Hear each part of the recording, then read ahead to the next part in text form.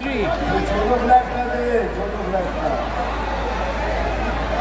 বিজেপিতে জয়েন করলো মিঠুন চক্রবর্তীর হাত ধরে। সংসার করেছিল কদিন। এর ডাক নাম রোজি। এই রোজির হাতে আমি বিজেপির স্বাস্তিকা ভুবনেশ্বরীকে ফ্ল্যাগ তুলে দিলাম। একটু আগে শুনেছেন আমাদের অপোজিশনের যে ক্যান্ডিডেট আছে তার এখনো পর্যন্ত লিগালি স্ত্রী, তিনি বিজেপি জয়েন করলেন।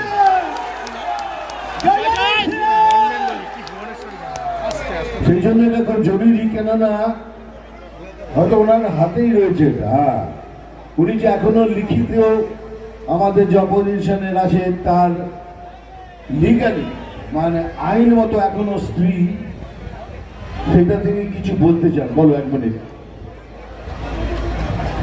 মুকুটমণি অধিকারীর লিগালি রেজিস্ট্রি করা ওয়াইফ আমি, স্বাস্তিকা ভুবনেশ্বরী। ব্যাপারটা হচ্ছে গত বছর 28শে মে 2023 উনি আমাকে রেজিস্ট্রি করে বিয়ে করেছেন। সপরিবারে ওনারা বারংবার 14-15 বার আমার বাড়িতে আমার দরজায় এসেছেন এবং বিয়ের এই সমস্ত উৎসাহ, রেজিস্ট্রি বিয়ের সমস্ত উৎসাহ মুকুটমণি অধিকারীর নিজেরই ছিল, একদম নিজের থেকে। সেসব সমস্ত অবভিয়াসলি এফআইআর, তারপরে ক্যালকাটা হাইকোর্টের মাধ্যমে রিট পিটিশনের চার্জশিট, সব জাস্টিসরা জানেন। ওনার পাঠানো টেক্সট মেসেজ, এবং আমি বিদেশে ছিলাম বাইরে, ওখানে বিদেশ থেকে আমি ডেনমার্কে ছিলাম, কোপেনহেগেনে। ওখান থেকে আমাকে জোর করে বারংবার মেসেজ পাঠিয়ে আনিয়ে চার্জ হিস্ট্রিতে তা প্রমাণিত হয়, যেগুলো অ্যানেক্স করা আছে হাইকোর্টের রিট পিটিশনে চার্জশিটে। তো ব্যাপারটা হচ্ছে যে আমাকে জোর করে আনিয়ে ওনারাই আমার দরজায় বারংবার আসে এই বিয়েটা করার জন্য। উনি বিয়ের ব্যাপারে মানে মুকুটমণি অধিকারীরই মারাত্মক উৎসাহ ছিল এবং ওনার পরিবারের। তো তারপরে রেজিস্ট্রি ম্যারেজ হওয়ার পরে 28শে মে 2023 উনি রেজিস্ট্রি ম্যারেজ হয়ে গেলেন এবং সেই যে চলে গেলেন ছেড়ে, সেই যে চলে গেলেন, বাস একেবারেই লাপাতা, মানে বেপাত্তা। এবারে সেটাই তো আপনারা মানে মুকুটমণি অধিকারী এবং তার পরিবার আমাকে এবং আমার মাকে, আমার তো বাবা নেই, ভাই বোনও নেই, আমি আর আমার মা একলাই। হ্যাঁ, তো আমাদেরকে পুরোপুরি ঠকিয়েছে।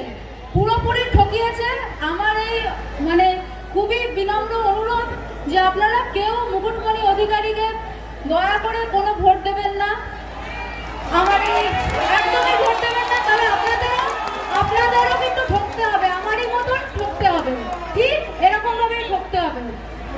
আর আপনারা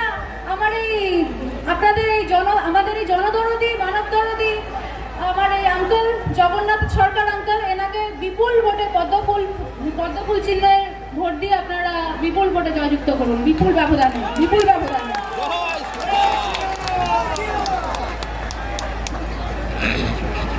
এবার আমার বলার পালা, আমি কিন্তু বলবো না। দাদা, এই যে পেছনে এত, ওখানে অনেক লোক আছে, দেখো এত ক্যামেরা হাতে, ক্যামেরা কিনেছো কিসের জন্য? কাউকে তো দেখিনি কথা বলতে, এখন থেকে এলাম সবাই নিকে দৌড়ে আছে। তো সে কাজটা পুরো করো। চলো, আমি এদিকে আসছি, ছবি তুলে নাও, চলো।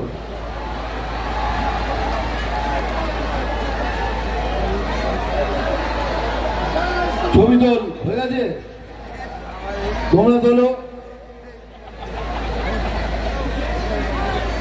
নাও, তোমরা তুলে নাও।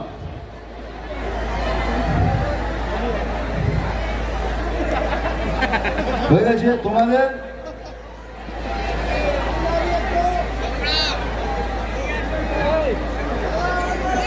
চলো, তোমরা তোলো ছবি, হয়ে গেছে?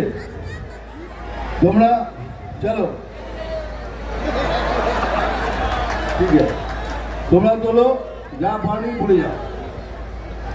এই ঠিক যখনই আমি স্টেজে উঠবো, আমার কানের কাছে দিয়ে ফুসফুস করে বলবে, দাদা চশমাটা খোলো।